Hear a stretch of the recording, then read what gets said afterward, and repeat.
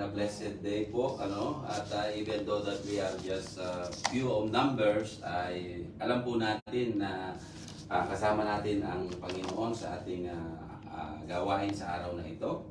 And ang ating pong topic ngayon po is about the ruined temple of God, ano po, at ang title po nito is Finished by Grace. Ito, ang ating pong main text ay galing sa Haggai 2 verse 15 hanggang 19. And sabi po dito, Haggai 2 verse 15 and hanggang 15. Now give careful thought to this. From this day on, consider how things were before on the stone was laid on another in the Lord's temple.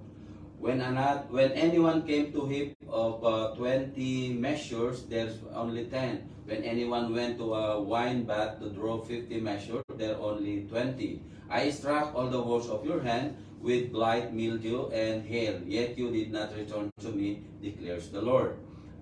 From this day on, from this 24th day of the 9th month, give careful thought to the day when the foundation of the Lord's temple was laid. Give careful thought. Is there yet any seeds left in the barn until now? The vine and the fig tree, the pomegranate, and the olive tree have not borne fruit, but this day I will bless you. Bless the word of the Lord. Let us pray. Heavenly Father, thank you, O Lord, sa araw na ito, Lord, na muli ay kami, O Lord, ay pinagtipon mo to worship you in spirit and in truth, O Lord, that even we are few in number, O Lord, we all know, Lord Jesus, that you are with us, Panginoon. And Lord, use me mightily, O Lord God, na may hayag ko ang iyong banal na salita, O Lord God. Bless your name, O Lord God. Open our heart, mind, and spirit, O Lord God, so that we understand your words, O Lord God. And Lord, use me, O Lord God, as your mouthpiece, O Lord Jesus, and put me behind your cross, O Lord God, so that you may increase and I am decrease, O Lord God. So Lord, maraming salamat po, O Lord God, at tinataas namin sa iyo ang iyong salita, O Lord God. This is our prayer in Jesus' name. Amen. Amen. So, bigyan po natin ng maiksing background, ano po, why the temple of God was destroyed and ruined for a long time. Sabi po, kung maalala po natin, ano, in the book of Hosea, ano po, God spoke to prophet Hosea to tell the people to return to God, sapagkat during that time po sila po ay tumalikod sa Panginoon and they worship idols, ano po, kaya nagalit ang Diyos. And God spoke to prophet Hosea.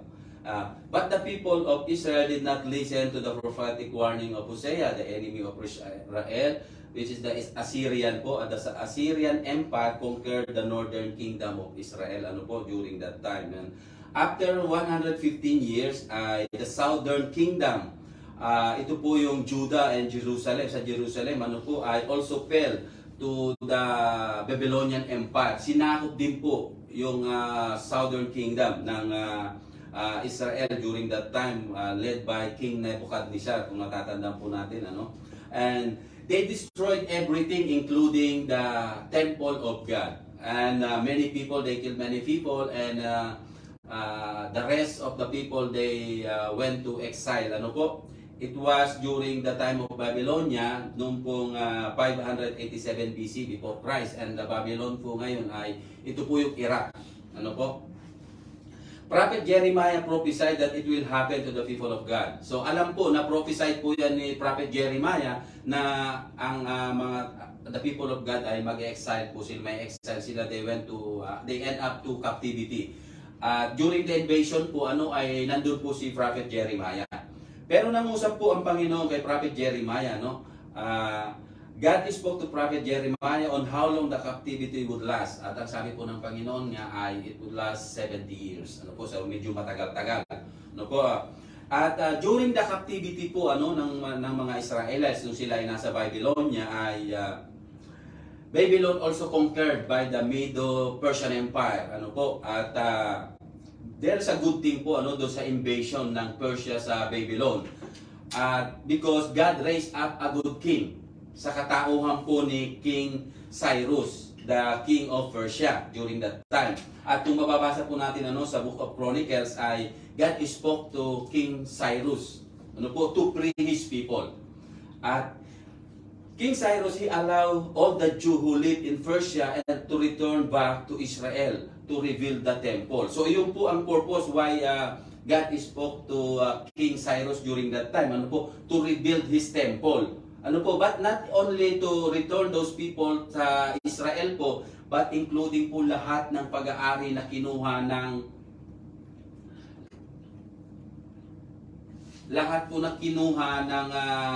during the invasion, lahat ng ari-arian at pag-aari ng Israel ay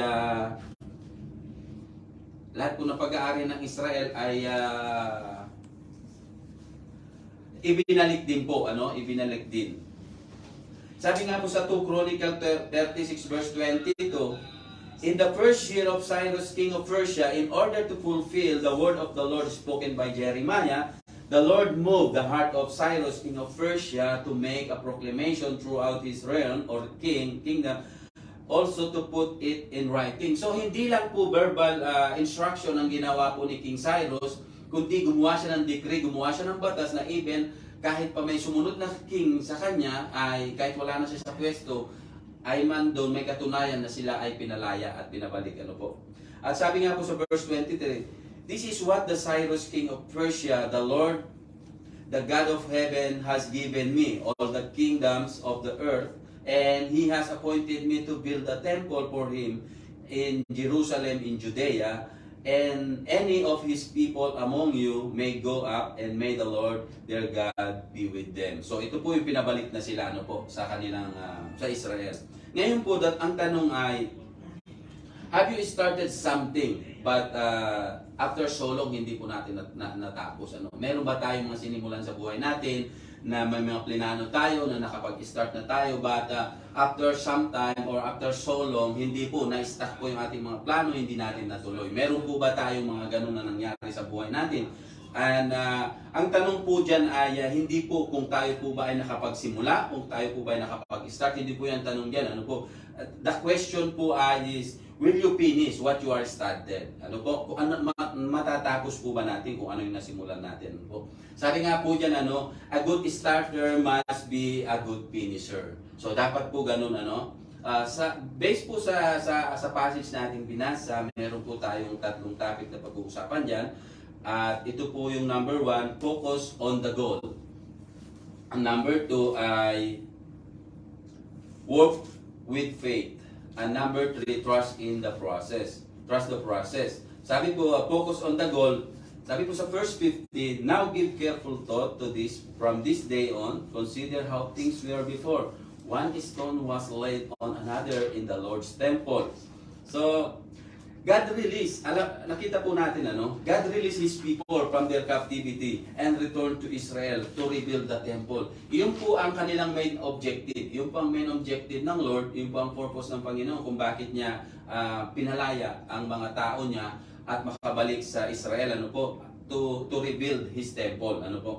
From the time the foundation of the new temple laid, God promised that I will bless you. So nandun po yung promise ng Panginoon, nandun yung pangako ng Diyos sa kanyang mga tao, sa the people of Israel, that He will bless them. Kahit hindi pa man sila nakapag-start, nandun na yung promise ng Panginoon. But after the return to Israel, it took times for them to start the construction. So ano po kaya ang naging problema, Kasi na-delay po yung construction, hindi agad sila nakapagsimula nung pagbalik nila. So maybe there's something or many things to consider, na maraming siguro silang inayos pa para makapag-start ng construction, Sabi nga po sa Ezra 3:8, kasi the whole construction po ng temple, naisulat po yan sa Book of Ezra. So kaya po sabi sa Ezra verse 3 hanggang 8 ay, in the second month of the second year after the arrival at the house of God in Jerusalem, Zerubbabel son of Shealtiel,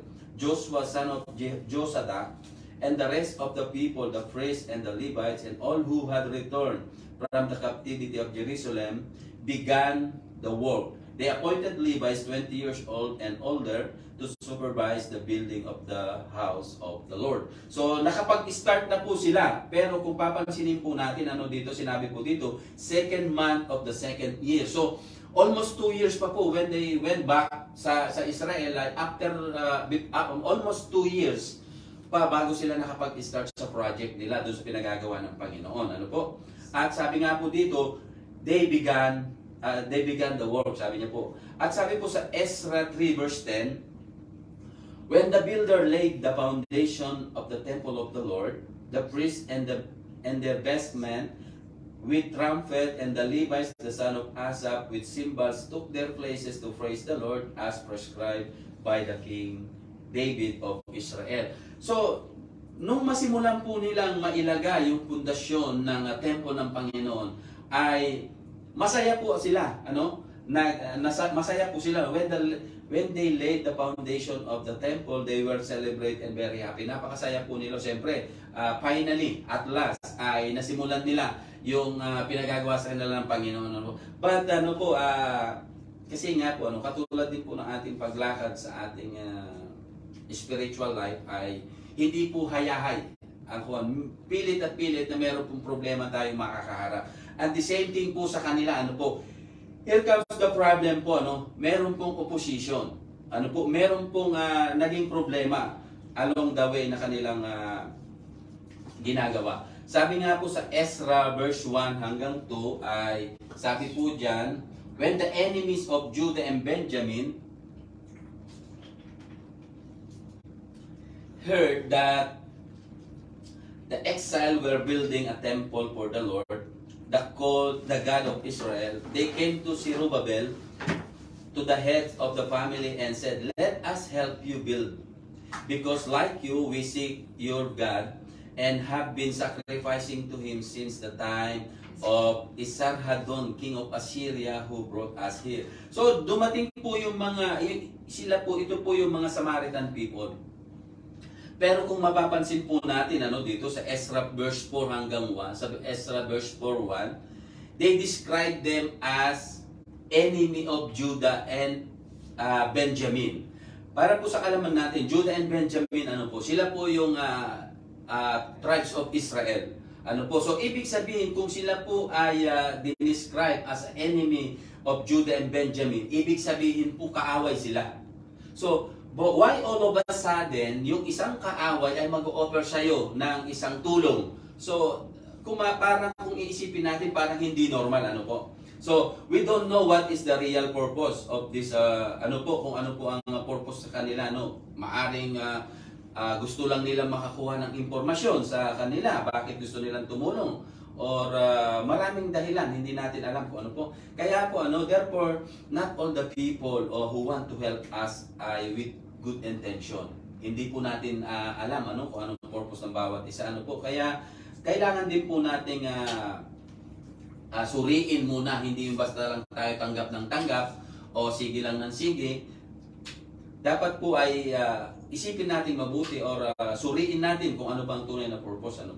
Sabi po sa Ezra 4 verse 3, but Zerubbabel, Joshua, and the rest of the head of the families of Israel answered, you have no part with us in building a temple of our Lord. We alone build it for the Lord, the God of Israel, as King Cyrus, the king of Persia, commanded us. So, sa madaling salita po ay hindi po nila, tinanggihan po nila yung ino-offer na tulong ng mga Samaritan. Sabi nila, hindi, kami lang ang gagawa ng templo ng Panginoon. Sapagkat sa kanila, pinagkatiwala ng Diyos yung gawain na yun. A group of people, Samaritan, wanted to help the Jew rebuild the temple. But the Jew would not allow their help, which anger to the Samaritan. So, ganun naman po tayo minsan, Kapag may mga bagay tayong hindi natin makuha o may mga effort tayong ginawa, tapos hindi tayo pinansin, ay nagagalit po tayo o nagtatanim tayo ng galit even po sa sa ating buhay. Minsan nangyayari po yun nag-o-offer na nga ako ng tulong pero bakit tinanggihan mo pa? Sumasama po yung loob natin. At the same thing po, ganun po ang nangyari sa mga Samaritan. Sabi po dito, from the time the Samaritan tried everything they could to stop the building of the temple. So, yun na nga po. Gumawa na ng paraan itong mga Samaritano para hindi matuloy ang project. Ano po? At sabi nga po sa Ezra 4, verse 4 hanggang 5, then the people around them set out to discourage the people of Judah and make them afraid to go on building. So ayan po, tinatakot na sila, dinidiscourage sila para mahinto ang project nila. Ano po? Minsan po ganun, ano? They bribe officials to work against them and frustrate their plans during the entire reign of Cyrus, king of Persia, down to the reign of Darius, king of Persia. So, ibig sabihin, matagal-tagal pong nahinto kasi alam naman po natin, ano, pag involved na ang government official, kasi sinabi po dito sa verse 5 na they bribe the officials. So, ibig sabihin, pag ganun na nangyari, eh talagang mahirap na kasi gobyerno na ang kalaban natin kapag ganun. So, sa madaling salita po ay nahinto yung project ng Panginoon. Ano? Sometimes people want to help because, you know, they need something only. Ano? Malamang, hindi natin nga alam yung reason. Maaring gusto nila lang na ma-involve sila doon, na magkaroon din sila ng credit na we are part of this project o maaari mga ganun, ano po, hindi po natin alam, ano, kung ano ang kung gusto nila ng credit, ano, sapagkat ano po, minsan sa ating literal o secular na buhay, ano, when we accomplish something, alam po yung mga tao, they are rallying to get credit or to recognize, ano, na ako ang gumawa niyan, kami ang gumawa niyan, yung mga ganun po, minsan nangyayari po sa atin yan, ano, hindi natin may iwasan. So ngayon ang tanong po is it is really important po ba sa atin na yung credit? Mahalaga po ba sa atin na tayo ay ma-recognize, mapansin? It is really important for us na meron tayong title na may nakadugtong sa ating mga pangalan na si ganito nakadugtong. Pero alam niyo po, ano, sometimes ay sa ibang tao, ano, napakahalaga sa kanila yung ma-recognize sila, napakahalaga sa kanila yung may nakarugtong sa pangalan nila na ganito, supervisor, ganito, ganyan. So, ganun po. Ako po, very proud na meron din nakakabit sa aking pangalan, MR, Mr. Okay na sa akin yun. Okay na sa akin yung title na yun, MR, Mr. Pwede na sa akin yun. Ano po. Pero sa iba po, no, talagang, alam mo yung talagang pinupush nila yun na HAD. Yung may doctor, kung ano-anong title. They are very proud. They are very proud to call that title, ano po. Pero alam niyo po, sa Panginoon, hindi po mahalaga yung title na yun eh. Ano, na talagang, yun po talaga ang mahalaga doon sa ibang tao. At ito po ang nangyari, ano? They created fear to the people. They discouraged them to build the temple of God. At alam naman po natin, ano, when the people afraid, they will be out of focus. So, kapag may nananakot na sa'yo, marami ng problema, na out of focus ka na, wala ka na doon sa main focus mo, kasi nandun ka na, nadidistract ka na ng mga problema. Ano po. So, the construction of the temple was totally stopped po. Nahinto po ang construction ng temple ng Panginoon. And not only po na-stop, ay napakatagal po. Almost 2 decades. Sabi nga po, 16 years or 17 years na na-stop. Kasi natapos na po yung paghahari ni King Cyrus, napunta na kay King Darius. So matagal-tagal po, ano, na nahinto ang Panginoon, ang gawain ng Panginoon. Kung makikita po natin dito, ano, kung papansinin natin mabuti, even it is well planned by God, when we are not obeying what God commanded to us, ay nagkakaroon po ng delay. Delay at saka may mga consequences po, ano? Kapag po ang tao ay na-discourage na, sapagkat discouragement can paralyze people. Ano po? And when people are paralyzed, ay marami pong maapektuhan. Nandyan na po maapektuhan na yung ating goal. Which is, ang goal nila ay dapat is to rebuild the temple of God. And dahil sila ay na-discourage, may discouragement, ay nahinto po.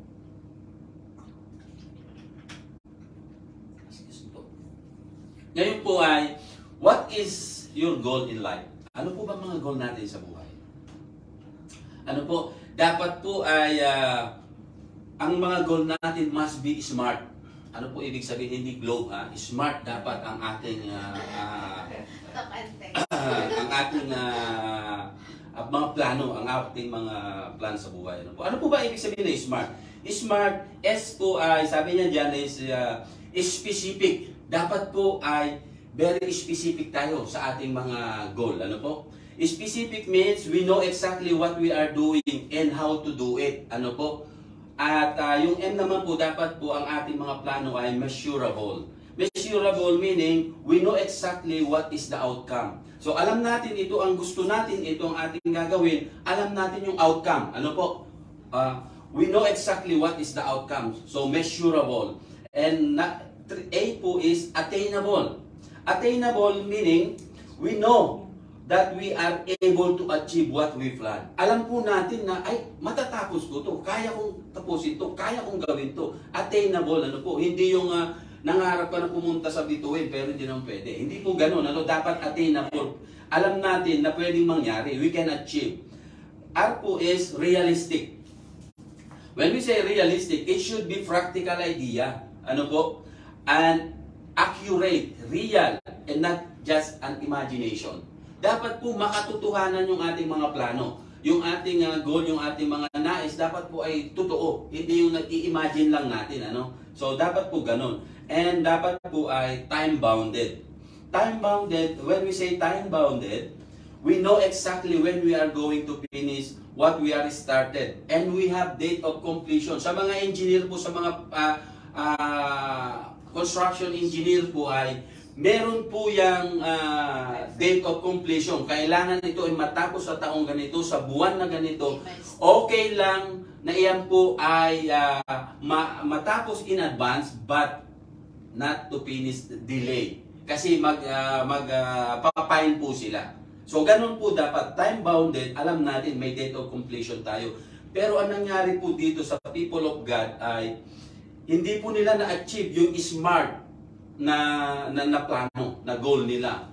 Yung SMART, hindi nila nakuha yung planong, yung goal nila. Siguro globe ang ginamit nila.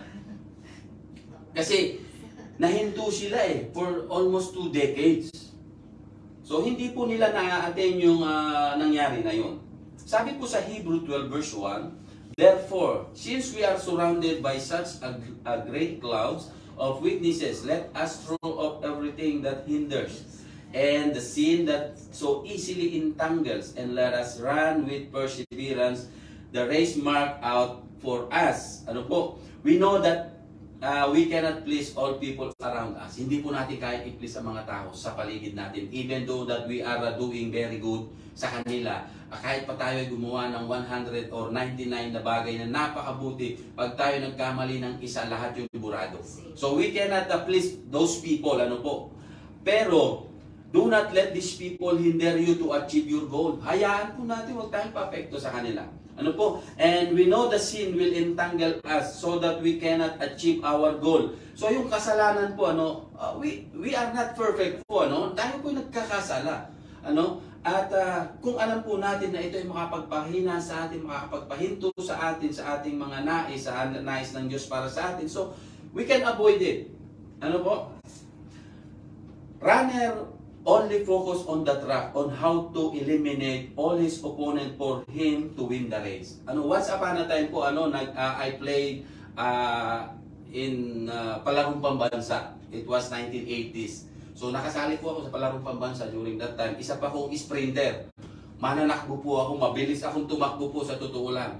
At ang naalala ko yung sabi ng coach ko dati, kasi talagang yung galing sa ibang bayan, napakabilis din niya. Ang sabi niya sa akin noon, focus on your goal. Sabi niya, kailangan wag mong, natatandaan ko po yung Briggs Brusola, yung karibal ko nung time na yun, napakabilis din tumakbo.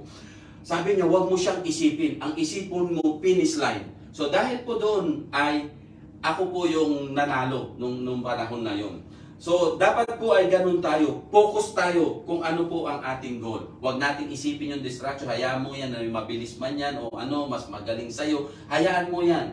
Kasi yan magiging distraction mo. So, diretso ka lang, focus ka lang sa goal mo. Dapat po ay ganun tayo. The athlete run with endurance. His goal is to finish the race. So, ganun, katulad nga po ni Paul, di ba? Philippians 3:14, I press on toward the goal to win the prize for which God has called me to heavenward in Christ Jesus. Ano po?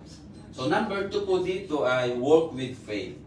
Walk with faith, verse 19, although you have not yet harvested any grain, grapes, fig, pomegranate, or olives, I will richly bless you in the days ahead. So, kahit hindi pa man po nangyayari, ay pinangako na ng Diyos yung blessing sa kanila. Kaya po kailangan natin we stay focused on the goal. We eliminate Christ, we imitate a Christ likeness po dapat, Not because there is opposition and frustration doesn't mean that you are not doing what the Lord wants you to do. Minsan may mga nagkakamali tayo Pero hindi po ibig sabihin nun na hindi mo nagagawa yung sinasabi ng Diyos. Kasi alam naman ng Diyos hindi tayo perfecto Along the way, alam ng Diyos na magkakasala tayo. Pero hindi ibig sabihin na wala ka na sa pinagagawa ng Panginoon. That is part of the process po ng Panginoon sa ating buhay. Yung tayo ay magkamali para makita natin na ay hindi pala ito ang nakakalugod sa Panginoon. Amen? When God tell you to do whatever obstacle, stay focused. Let the Lord deal with it. So, kung meron man po mga obstacle along the way na pinagagawa ng Diyos sa atin, ang sabi ng Diyos, ito ang gawin mo, dito ka dumaan. Pero nakita mo ang hirap, ang daming obstacle, ang daming hindrances, hayaan mo lang. Hayaan mo si Lord ang umalis ng mga bagay na yun sa ating daraanan. Kasi diyan kanya pinadaan Alam niya ang ginagawa ng Diyos. Our part is to trust and obey the Lord and work with faith to achieve our goal. So, yun nga po, God promised to them that they will bless them in the days ahead. Pero, alam mo po, even though that God full of promises, if we are not fully trust and believe in Him, wala pong mangyayari. Kasi kung hindi po tayo maniniwala sa Panginoon at we are not, yung faith natin, wala tayong faith kay Lord, hindi tayo naniniwala, hindi mag-work ang Panginoon sa atin. If we choose to have faith in God, we will succeed in our Christian life. And our prayer will be answered if they are aligned sa will po ng Panginoon. The Bible commanded us to live by faith and not by sight. Kasi alam naman natin na kapag tayo tumingin sa ating mga nakikita ay maraming distraction. We come to Christ by trusting in Him rather than relying upon our own knowledge and ability. Dapat po hindi tayo nananangan sa ating mga sariling kakayahan, even though that tayo ay matalino, magaling, o ano pa man yan, tingin natin, napakagaling na natin, kaya dinadown na natin yung ibang tao. Dapat hindi po ganun. Dapat we always relying on God, hindi po sa ating sarili. Amen? Sapagkat, let the Lord hold unto us, and not we are holding on to the Lord. Dapat po ay ang Lord ang nakakapit sa atin. Tayo, hindi tayo yung nakakapit. Sabi nga, may narinig ako na noon sa isang pastor na hindi mo pwedeng ma-maintain yung salvation mo kung ikaw nakakapit sa Panginoon. Kasi malalaglag ka mapapagod ka Hayaan mo ang Diyos ang humawak sa'yo. At kahit magkawag-kawag ka dyan, kahit anong gawin mo dyan, hindi ka bibitawan ng Panginoon Pero kapag ikaw ang humawak lang kay Lord at ikaw ay napagod, bibitaw ka. So dapat po ang Diyos ang nakahawak sa atin. At our faith is the most essential in our Christian lives. Dapat po nandun yung faith palagi natin. Sapagkat without faith, it is impossible to please God. Amen?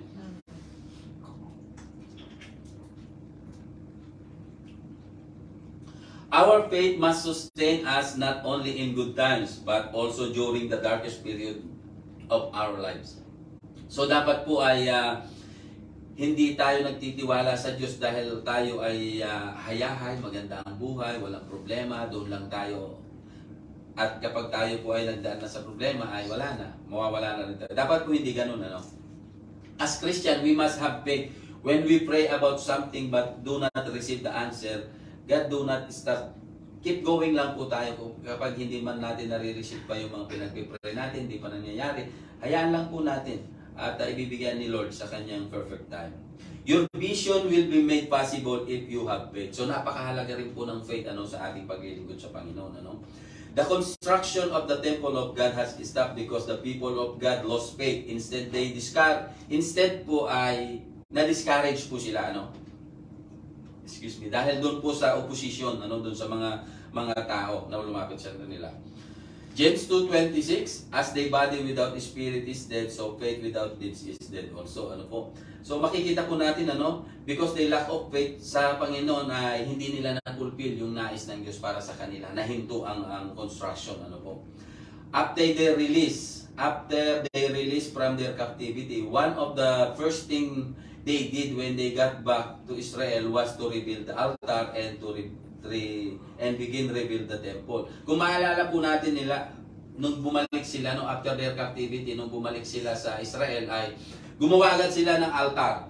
Sila ay nagpuri sa Diyos, sila ay nag-alay sa Panginoon. Sapagkat sila po ay masaya after so many years, 70 years, ay nakabalik sila, napalaya sila. At of course, masaya po sila, no, in the beginning. Masaya po sila, no. But when they encountered strong opposition from the Samaritan and the other people of the land, ay nahinto po yung project dahil nagpa-apekto sila dun sa kanilang mga problema na kinaharap. James 2 verse 18, but someone will say, you have faith, I have deeds. Show me your faith without deeds, and I will show you my faith by my deeds. So magkaiba po dyan, ano? In-emphasize po dyan, ano, yung dalawang magkaibang faith, ano po, the faith with deeds and the faith without deeds, ano? We need to act our faith for us to complete what God has commanded us to do. So kapag po hindi tayo inak natin yung faith natin, even sa ating po mga Christian life, sa ating paglakad sa kabanalan ng Panginoon, ay kapag hindi po natin sinamahan ng gawa yung ating mga pananampalataya, ay hindi po yan mag-work out. Kaya kailangan po natin na faith with deeds. Yun po ang kailangan. Yung kailangan may kasamang gawa yung ating mga sinasabi. The same thing in our Christian lives, ano po? Dapat po ay we need to act our faith to rebuild the lost temple of God. Sino po ba yung mga lost temple of God? Yan po yung mga taong outside the church. Sila po yung mga, di ba sinabi ng Panginoon, our body is the temple of the Holy Spirit, di ba? And we are the church. Hindi naman yung physical building ng church eh. Ang tao ang church eh. And those people do not have a relationship with God. Ay sila po yung mga lost temple. Sila yung ruined temple. And we are the one who used by God for them to bring them back sa ating Panginoon para ma-rebuild yung temple na yun ng Panginoon na nasira dahil sa kasalanan. So yun po dapat, yun po ang ating trabaho, ano po? At sila ay mabalik natin sa Panginoon. Our faith must be tested. Sabi po sa James 1 verse 2 hanggang 3. Consider it pure joy, my brothers and sisters, whenever you face trials of many kinds, because you know that the testing of faith produces perseverance. Ano po? We know that being servant of God is not easy. Hindi po madali ang mag-serve, ano po, sa ministry. Hindi po madali maging Kristiyano, ano po, sapagkat tayo ay nakikita, tayo palagi ay nasa spotlight, tayo ay nasa liwanag. Ano mang kamali, maliit man to malaki, ay madaling makita po, ano. At it's not easy po, ano, to serve the Lord. And Jesus said that pagkat sinabi ng Panginoon po na maraming persecution na dadaanan tayo dahil sa kanyang pangalan. Therefore, we need to know what is the level of our faith. Mahalaga po yun, ano? Upang malaman natin, ay akala ko ready na ako, hindi pa pala. So, kailangan po ma-test din yung faith natin kasi without testing po, hindi natin masusukat yung nasaan na yung level ng ating pananampalataya sa Panginoon. At matatanong po natin sa sarili, do we really ready to do the job na binigay sa atin ng Panginoon? Ano? Are we ready to use by God to rebuild the temple? So, yun po yung tanong sa atin, ano? Sapagkat kung hindi po tayo ready, ay makikita po natin kung ano nangyari dun sa mga Israelite. Ano, mahihinto po yung project na binigay ng Diyos para sa ito. So, tayo po ba ay we can stand firm against the opposition? Katulad nung hinarap po nila, kaya ba natin silang tayuan o sagupain? Hindi naman yung away na ganun, ano? But hindi ba tayo mapapa-apekto sa kanila? Because God somehow will test our faith. Susubukin at susubukin po tayo ng Panginoon upang malaman ng Diyos kung tayo ba ay nakahanda na. James 5:7, be patient, then brothers and sisters, until the Lord's coming. Patience is a virtue, sabi nga po, di ba? We must have the ability to wait for something without frustration, ano? Even the situation is not favor unto us. So dapat po nandun yung ating kakayanan na kahit hindi maganda yung sitwasyon natin, na kahit hindi ito pabor sa atin, ay dapat po ay hindi tayo naapektuhan sa mga bagay na nangyayari sa atin. At kung tayo po palagi ay nasa presensya ng Diyos. Building the temple of God is a hard. It is not work overnight. It is a long journey po. Tulad po ng ating paglilingkod sa Panginoon. It is a long journey. Napakahaba po niyan. Hindi po yan. Wala pong kontrata yan eh. Matatapos lang po yan kapag humarap na tayo sa Panginoon. Ibig sabihin ay wala na tayo dito. Kinuha na tayo ni Lord. Doon pa lang matatapos yung journey natin. Ano po? Kaya we need perseverance. Ano po? Therefore, we need po yung fruit of the Holy Spirit na minsan talagang nalalagas isa-isa. Ano po? Yung fruit of the Holy Spirit. And I admit po na isa ako doon na talagang minsan talagang nalalaglag yung fruit of the Holy Spirit ko. Kaya I keep praying sa Panginoon na kung ano man yung mga hindrances pa sa buhay ko, mga impurities pa sa buhay ko, ay hindi ko kasi kayang tanggalin po yan. Ang Diyos lang po makakapagbago niyan sa akin eh. Kaya alam mo, sometimes po talagang tayo ay ginagamit ni Satanas para tayo po ay tuluyang mapalayo sa Panginoon. But God, hindi po niya i-allow yan eh. Pilit at pilit na gagawa po ang Panginoon ng paraan. Tayo ay umalis dyan. Ano po? At sa number 3 po is trust the process. After the long overdue, yung project ng Panginoon, no, the people of God do nothing to continue the building of the temple.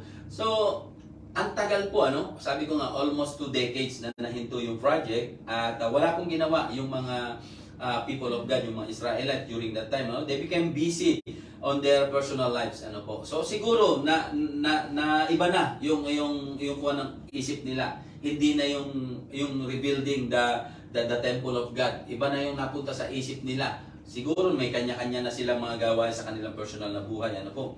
At they forgot what is their main objective. Ano po? Why God released them from their captivity. So now nalimutan na nila yung kanilang purpose kung bakit sila pinalaya ng Panginoon. No? Sometimes ganun po tayo, when we are facing a lot of trouble po, ay lumalapit tayo kay Lord. Doon lang natin naiisip na ay may Panginoon pala kasi nagdadaan ka na naman sa napakatinding pagsumok sa buhay. Kaya mo na alala si Lord. But when we are in the good shape, ay hindi natin maalala si Lord. Kasi nananagana tayo, ang ganda ng buhay natin. No? Dapat po hindi ganun, po. Trust in the Lord, trust the process. Haggai 2 verse 15 hanggang 17. Now give careful thought to this. From this day on, consider how things were before. One stone was laid on another in the Lord's temple. When anyone came to a heap of 20 measures, there were only 10. When anyone went to bind but to draw 15 measures, there were only 20. I struck all the works of your hand with blight, mildew, hail, and did not return to me, declares the Lord. So nakikita po natin dito, talagang nagalit na ang Panginoon eh. Maganda, sa Tagalog po, sabi niya, ay pag-isipan ninyong mabuti ang mga pangyayaring itong magaganap sa inyong buhay mula sa araw na ito. Nung hindi pa ninyo nasisimulang gawin muli ang templo. Inaasahan ninyo ang inyong buntong trigo 200 kilo, ngunit ito pala ay 100 lamang. Akala ninyo 100 litrong alak ang masasalok sa imbakan, ngunit ito pala ay 40 lamang. Sinalanta ko ang inyong mga pananim sa pamamagitan ng mainit na hangin, amag, pag-ulan ng yelo. Gayon pa man, hindi pa rin kayo bumabalik sa akin. So nagalit na ang Panginoon sapagkat nakikita na naman niya na tumataliwas na naman sa plano ng Panginoon itong mga tao na to. Kaya po sa Haggai 2 verse 21, the word of the Lord came a second time to Haggai on 24th day of the month. He speak to Zerubbabel, governor of Judah, saying, I am about to shake the heaven and the earth. So, nakikita po natin galit na ang Diyos dito. Kasi nandun na naman yung matigas na ulo ng mga Israelites. God called the people of Israel to return to Him. So God told them that if you will not return to me, I will struck the work of your hand.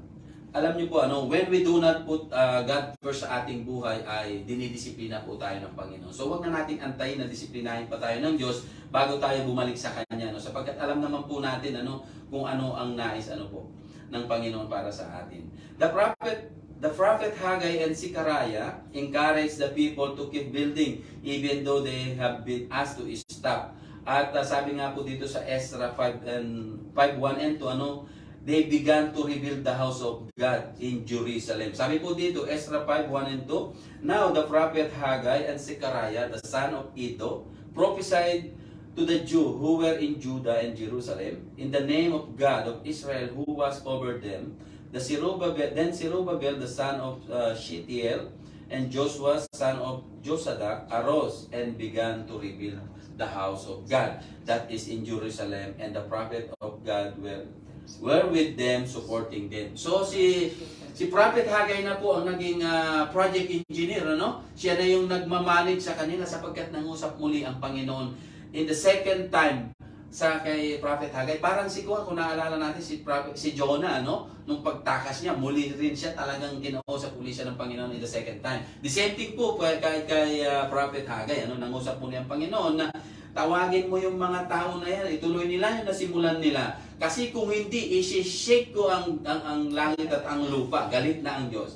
Kaya po, ayun, pinuntahan ni Prophet Haggai yung mga Israelites at siya na po ang naging project engineer, siya na yung naging supervisor nila, siya na yung total in charge sa project para masigurado na matapos nila yung project on time. Kasi last chance, kumbaga, last chance nyo na yan. No try. Wala nang minna-minna, At alam niyo po, we are chosen by God, or we are chosen, or we are called by God. He will not leave us nor forsake us. Yun po ang sabi niya. When God gave us task, He will complete. So hindi po papayag ang Diyos na yung kanyang plinano ay hindi matupad at hindi mangyari. Kasi meron mang delay kasi sa pagsuway ng mga tao na inutusan niya, pero hindi papayag ang Diyos na hindi mangyari, hindi maisakatuparan yung kanyang plinano na po. We need only to trust Him in the process even though it's hard. Minsan napakahirap po yung sinapagawa sa atin ng Diyos, pero when we trust Him ay magiging madali po yun sapagkat siya po ang gagawa nun. Let us do our part and God will do the rest. Amen? At sabi ko sa process bring promise.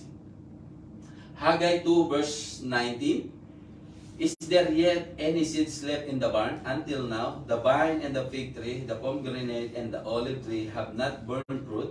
From this day, I will bless you. That, yun yung promise yun ng Panginoon. Kahit hindi pa nila nasisimulan ng mga time na yun, ay pinangako na niya yung blessing sa kanila. When God gave promise, He will fulfill it po. We need only to trust sa Kanya kung ano man yung process na ganyan ibibigay sa Kanya. Even, it may be tough, mahirap man siguro at yung prosesong nais ng Diyos, but God will not allow you to stay sa sitwasyon na yun. Kasi ang Diyos ang gagawa rin ng paraan para hindi tayo manatili sa gulo. Kung tayo man po ay nakagawa ng isang pagkakamali, hindi tayo papayagan ng Panginoon na manatili sa sitwasyon na yun. Kasi hindi papayagan ng Diyos na masayang yung kanyang ginawa sa cross. If we are really destined, called by God, to use by God, hindi po niya papayagan na tayo ay mawala sa kanyang presensya. Two things, sabi nga, narinig ko sa isang pastor, two things ang mangyayari. Either tayo po ay iaahon ni Lord doon kasi gusto pa niya tayong gamitin, or yung sa time na yun ay kukunin na tayo ni Lord. So, alin po ang gusto natin doon? So, dapat po gamitin pa tayo ni Lord. Sa kanang niya tayo kunin, marami pang pinagagawa si Lord sa atin. During the process, God may allow to shake us. Nandiyan po talaga yung minsan na-shake tayo, lalo na po sa mga